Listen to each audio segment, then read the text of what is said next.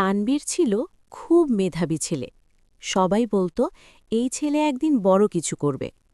কিন্তু তানবীরের একটা সমস্যা ছিল, সে খুব সহজেই প্রলোভনে পড়ে যেত। কলেজে ওঠার পর কিছু বন্ধুর সাথে তার পরিচয় হয়। তারা বলতো, জীবন একটাই, উপভোগ করো।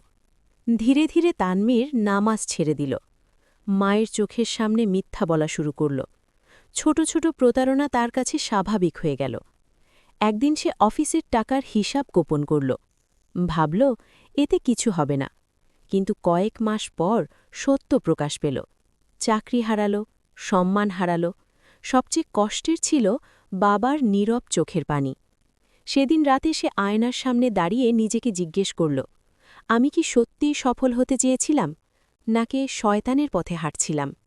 তার বুক কেঁপে উঠল, কারণ সে বুঝল পাপ কখনো একা আসে না, সে সাথে নিয়ে আসে লজ্জা, অপমান আর অশান্তি। তানবীর সিজদায় পড়ে গেল, অনেক দিন পর কাঁদল, বলল, হে আল্লাহ, আমি ভুল করেছি, আমাকে মাফ করুন।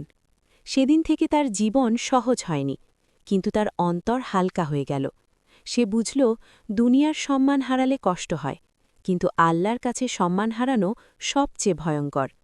আজ তানবীর কম আয় করে, কিন্তু হালাল আয় করে। সে কম কথা বলে, কিন্তু মিথ্যা বলে না, কারণ সে শিখেছে সফলতা টাকায় নয়, সফলতা হল আল্লাহর সন্তুষ্টিতে। যদি গল্পটি আপনার হৃদয় ছুঁয়ে যায় তাহলে লাইক দিন, শেয়ার করুন আর কমেন্টে লিখুন আলহামদুলিল্লাহ। ভুলের অন্ধকার থেকে আলোর পথে ফেরার গল্প বলি, আত্মার জাগরণের এক টুকরো বার্তা।